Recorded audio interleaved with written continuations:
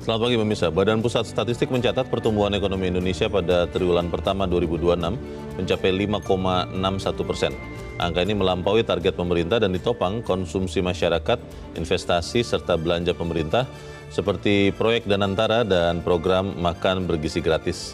Meski patut diapresiasi, capaian ini masih dibayangi sejumlah tantangan serius. Pemirsa, inilah editorial Media Indonesia di hari ini Jumat 8 Mei 2026 dengan tema Tantangan Berat Jaga Pertumbuhan bersama saya Leonard Samosir. Dan Anda semua para pemirsa juga bisa ikut menyatakan pendapat Anda nanti dengan menelepon nomor 021-583-99-100. Dan pemirsa, pagi ini telah hadir bersama saya anggota Dewan Redaksi Media Group, Suryo Pratomo. Mas Tommy, selamat pagi. Pagi, Leo. Sehat-sehat, Mas? Alhamdulillah. Angka 5,61% menurut Menteri Keuangan Purbaya adalah keajaiban di tengah ancaman geopolitik. Pertanyaannya adalah, kalau kita sudah lihat ada 5,61% di triwulan pertama, bagaimana kira-kira triwulan-triwulan berikutnya dan sepanjang tahun ini? Dan yang paling penting, apakah kemudian pertumbuhan yang tinggi ini bisa memberikan pekerjaan bagi sekian pengangguran? Bagaimana, Mas? Yang pertama, kita harus bersyukur. Ya. Karena Tuhan itu paling suka orang yang bersyukur. Betul. Katanya kalau kita bersyukur, nanti kita diberikan syukur yang lain. Iya, amin. Tapi yang kedua adalah memang betul, Leo. 5,61 di sisi lain adalah sesuatu yang memberikan optimistis. Di tengah tekanan global yang luar biasa, kita masih bisa bertumbuh 5,61%. Tetapi ini bukan sesuatu yang membuat kita pantas berpuas diri. Dan kalau tadi Leo katakan bagaimana kita melihat quarter-quarter yang akan datang. Kita harus lihat dulu, kita bedah 5,61 ini berasal dari mana. Dan kalau kita dalami betul, Leo, yang menyebabkan pertumbuhan kita bisa mencapai 5,61 adalah belanja pemerintah yang luar biasa. Apakah itu program MBG, ya kan, Koperasi Merah Putih, dan jangan lupa di 3 bulan pertama itu ada puasa dan lebaran. Dan bantuan sosial BLT yang diberikan itu betul-betul mendorong. Dan kalau kita lihat sekarang kita bedah, itu 21% pertumbuhannya, sesuatu yang anomali yang tidak terjadi. Nah, yang harus kita khawatirkan, yang harus kita sekarang kawal adalah pertumbuhan itu kalau hanya berdasarkan kepada pemerintah, itu tidak akan berkelanjutan. Karena itu kalau tadi Leo katakan Q2 bagaimana Q3, ini yang kita pantas khawatir karena kemampuan belanja pemerintah itu ada batasnya. Dan kalau kita lihat sekarang di kuartal pertama, persoalan fiskalnya itu sangat berat. Defisit kita sudah 0,9%. 240 triliun defisit akibat belanja pemerintah yang memang luar biasa. Jadi pertumbuhannya memang nyata, tetapi di sisi lain ada sesuatu yang harus kita antisipasi. Karena itu tadi di pembukaan, di headline news, Leo menyampaikan pesan yang disampaikan oleh Menteri Bappenas bahwa untuk pertumbuhan ini berkelanjutan dan inklusif, yang harus didorong adalah investasi. Karena itu pemerintah harus bergegas di kuartal kedua, ketiga, keempat. Bukan lagi belanja pemerintah menjadi andalan, tetapi bagaimana investasi itu menjadi lebih besar. Karena kalau investasi besar, lapangan kerja terbuka, konsumsi masyarakat meningkat. Nah, sekarang kita melihat kelas menengah kita sudah menurun 10 juta. Jadi ada masalah struktural yang harus diperbaiki supaya kemudian Q2, Q3, Q4 kita akan selamat. Kita akan bahas itu, Mas Tommy, dan pemirsa, nilai editorial Media Indonesia untuk hari ini Jumat 8 Mei 2026, Tantangan Berat Jaga Pertumbuhan.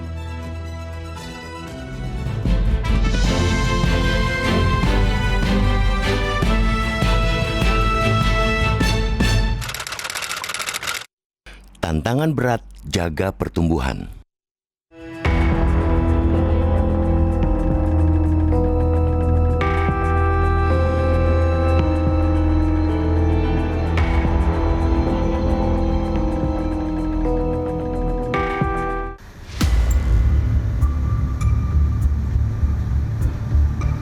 Badan Pusat Statistik (BPS) baru saja merilis angka pertumbuhan ekonomi secara nasional pada triwulan 1 2026. Ekonomi Indonesia tumbuh 5,61% dalam 3 bulan pertama, melampaui target yang ditetapkan pemerintah sebesar 5,5%. Pertumbuhan itu juga lebih tinggi dari triwulan 1 tahun lalu yang hanya 4,87%. BPS menyebut tingginya konsumsi masyarakat sebagai penopang utama pertumbuhan Januari sampai Maret 2026 tersebut. Kontribusinya mencapai 54,36% terhadap PDB. Pertumbuhan juga ditopang oleh investasi dan belanja pemerintah yang cukup kuat pada triwulan tersebut. Investasi yang banyak dimotori proyek-proyek Danantara, juga program makan bergizi gratis yang langsung bergerak sejak awal tahun, diklaim berhasil memutar roda perekonomian yang sebelumnya diprediksi tersendat akibat krisis geopolitik di Timur Tengah sejak Februari lalu. Dari kacamata itu, kiranya apresiasi patut dilayangkan ke pemerintah dengan capaiannya itu. Angka pertumbuhan yang begitu tinggi pada triwulan pertama ini mestinya bisa menjadi modal awal untuk menjaga tren pertumbuhan di 3 triwulan berikutnya. Jika di awal bisa mencatat pertumbuhan tinggi, mestinya di 3 triwulan berikutnya bisa lebih tinggi, bahkan mendekati 6% atau minimal sama dengan triwulan 1. Namun, di luar telaah mengenai proyeksi ke depan, pembicaraan soal substansi dari pertumbuhan ekonomi juga tak kalah penting. Tingginya pertumbuhan ekonomi itu tentunya harus berkorelasi dengan kesejahteraan masyarakat. Betul bahwa BPS juga mencatat ada penurunan jumlah pengangguran sebanyak 0,035 juta orang sepanjang Februari 2025 hingga Februari 2026. Kini total jumlah penduduk yang masih menganggur berkurang tipis menjadi 7,24 juta orang. Namun jangan lupa, data BPS itu berhadapan dengan data S&P Global yang mencatat adanya kontraksi industri manufaktur Indonesia pada April 2026. Perusahaan manufaktur banyak yang mengurangi produksinya sehingga banyak yang mengurangi jumlah karyawannya. Artinya, Indonesia ke depan mesti siap-siap dengan tambahan jumlah pengangguran baru. Tingginya data pertumbuhan itu juga berhadapan dengan data terus turunnya jumlah kelas menengah. Padahal konsumsi yang menjadi penopang utama pertumbuhan ekonomi saat ini paling banyak disumbangkan oleh kelompok masyarakat kelas menengah. Data terakhir BPS perlu menjadi alarm keras buat pemerintah. Pada kurun 10 tahun 2019-2024, jumlah kelas pekerja turun 57,33 juta orang menjadi 47,85 juta orang. Kondisi itu masih diperparah oleh terus turunnya pendapatan real masyarakat akibat tekanan inflasi yang sudah berlangsung sejak 2024. Dengan situasi itu, pemerintah tak boleh berpuas diri. Capaian di triwulan pertama yang di atas kertas melampaui prediksi itu secara nyata belum sepenuhnya inklusif karena belum mampu mendorong peningkatan kualitas pekerjaan dan pendapatan secara luas. Tanpa pergeseran mesin pertumbuhan ke sektor produktif dan investasi bernilai tambah, pertumbuhan boleh jadi bakal kembali ke tren moderat dan kehilangan momentum dalam jangka menengah. Belum lagi dengan tren pergerakan nilai tukar rupiah terhadap dolar Amerika Serikat yang sejak awal tahun terus tertekan. Dolar Amerika Serikat semakin mahal, bahkan menyentuh level 17.400 rupiah pada awal pekan ini. Nilai tukar rupiah yang terus loyo dipastikan akan terus membayangi gerak ekonomi ke depan. Dengan semua persoalan itu, diperlukan penguatan kebijakan pemerintah yang lebih tepat dan terarah. Hanya dengan kebijakan yang tepat yang mampu menyeimbangkan antara menjaga kewaspadaan dan menggenjot akselerasi, pertumbuhan tinggi akan terjaga hingga akhir tahun. Tinggi di awal tapi loyo di akhir tentunya bukan harapan bangsa ini.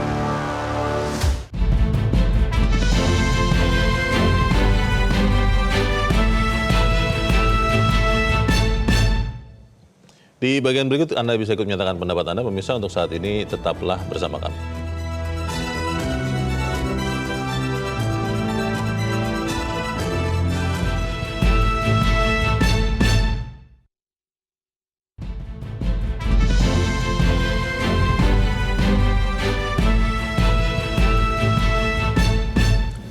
Terima kasih Anda masih bersama kami dan sekarang kita akan mendengarkan dulu Mas Tommy pendapat dari pemirsa Metro TV. Kali ini ada dari Banjarmasin, Kalimantan Selatan, ada Pak Tasrik Usman. Pak Tasrik, selamat pagi. Selamat pagi Mas Leo, selamat pagi Bang Tommy. Assalamualaikum warahmatullahi wabarakatuh. Waalaikumsalam warahmatullahi wabarakatuh. Bagaimana Pak Tasrik, kita bisa menjaga pertumbuhan ekonomi kita atau seperti apa Pak? Silakan Pak. Ya, yang pertama saya ingin menanggapi ya data BPS yang pada triwulan pertama di mana pertumbuhan ekonomi kita mencapai 5,61%. Ya. Saya berharap bahwa dengan data itu kita tidak lalu berbangga diri ya, tetapi justru harus lebih optimis bagaimana menjaga pertumbuhan ekonomi itu, mengingat kita boleh optimis tapi juga harus realistis ya, karena sekarang geopolitik global itu akan berpengaruh kepada pertumbuhan ekonomi kita secara nasional. Nah, kalau sekarang itu ada tingginya belanja masyarakat itu karena BBM kita belum naik.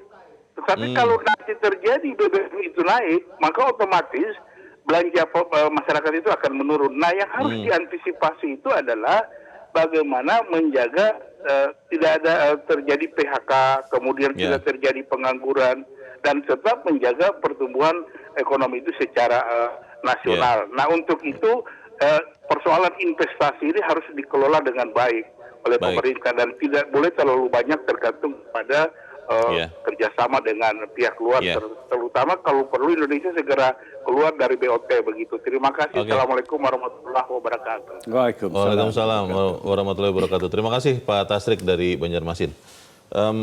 Investasi kembali ditekankan. Orang mau taruh uang, ya seperti kita lah Mas Tommy.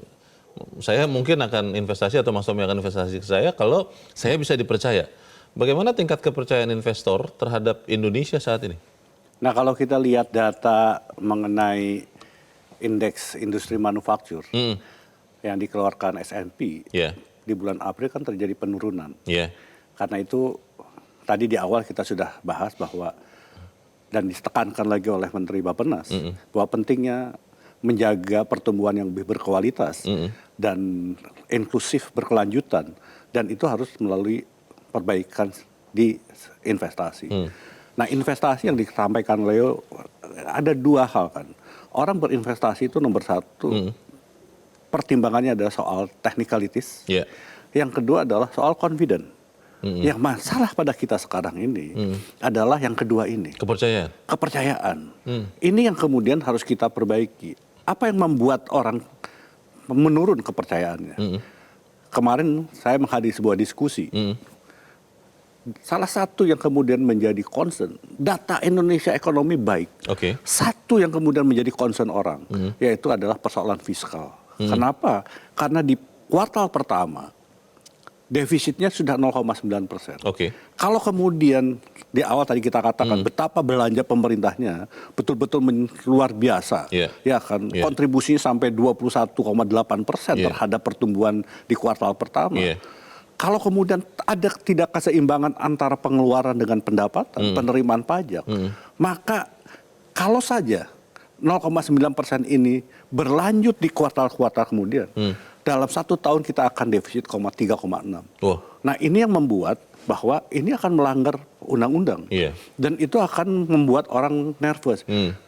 Mengapa kemudian sekarang nilai tukar rupiah kita melemah di tengah pertumbuhan ekonomi yang tinggi? Karena persoalan kepercayaan tadi. Nah, karena itu yang perlu kita lakukan sekarang adalah bagaimana memperbaiki kepercayaan ini. Kepercayaan itu hanya bisa dibangun kalau nomor satu ya, apa yang diucapkan dengan apa yang dilakukan sama. Orang akan percaya. Jadi kalau kita sekarang ingin mengundang orang investasi, yang perlu dilakukan adalah ketika orang betul-betul datang ingin berinvestasi di Indonesia, betul-betul kemudahan itu ada. Dan di semua negara-negara ASEAN, Vietnam yang sangat luar biasa. Mengapa pertumbuhan mereka tahun lalu bisa 8%? Karena kemudahan investasinya sangat memungkinkan orang untuk masuk. Yang dikatakan dikerjakan ya. Betul, ini harus kita betul-betul sekarang konsentrasi. Ya, di kuartal kedua ini, sekali lagi 5,61% di kuartal pertama, sesuatu pencapaian luar biasa. Tapi yang kuartal kedua yang harus kita perbaiki adalah bagaimana pertumbuhan itu tidak hanya ditopang oleh belanja pemerintah. Karena sekali lagi, belanja pemerintah itu ada batasnya. Dan sepanjang sejarah Indonesia, kontribusi dari belanja pemerintah terhadap pertumbuhan itu hanya 15%. Yeah. Nah, di kuartal pertama ini kontribusinya 21,8%. Bagaimana memastikan atau meningkatkan kepercayaan investor kepada Indonesia supaya investasi naik? Kita bahas di bagian berikut, Mas Tommy, dan pemirsa tetap bersama kami, Editorial Media Indonesia segera kembali.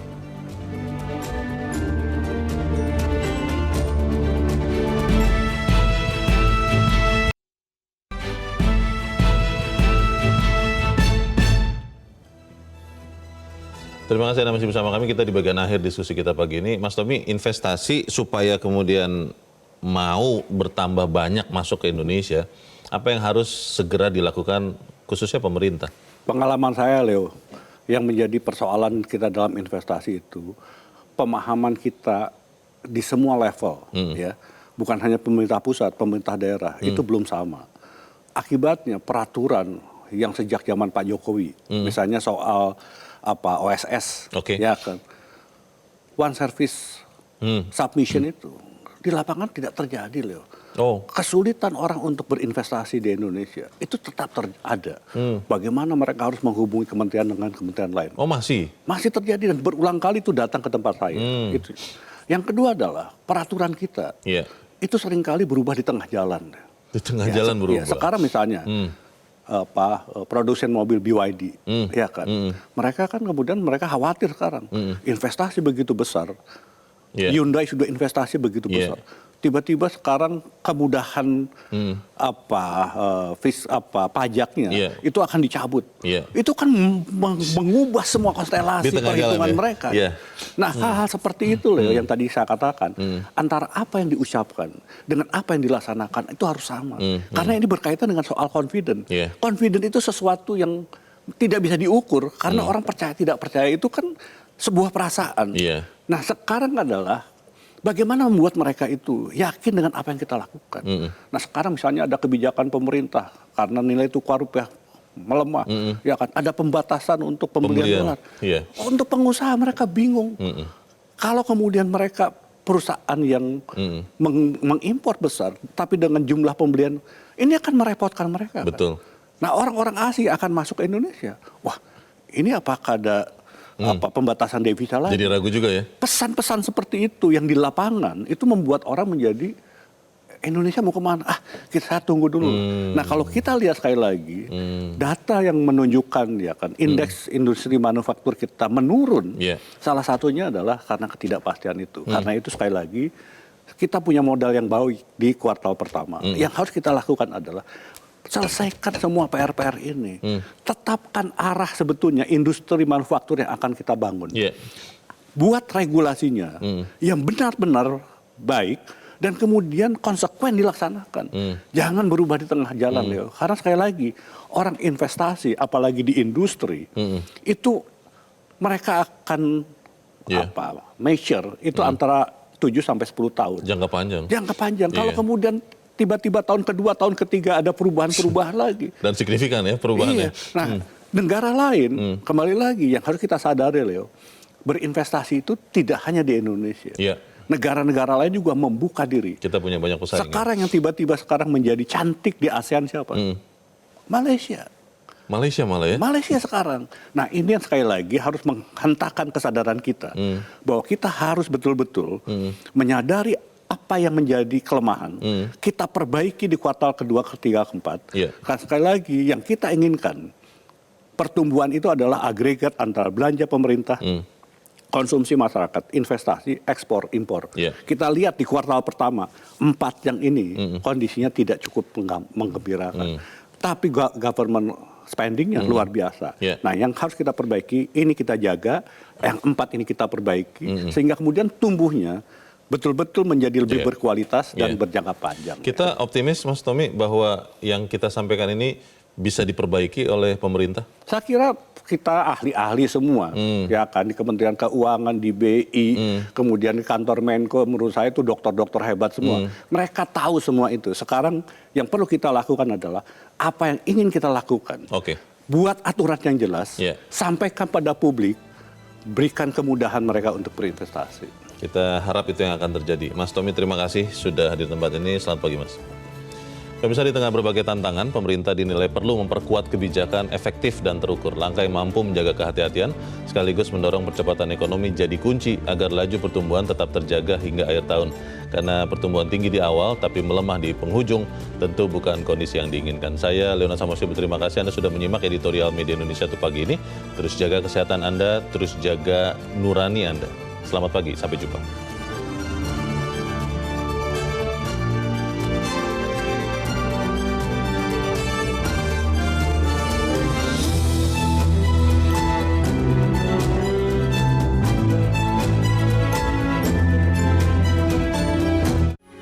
Metro TV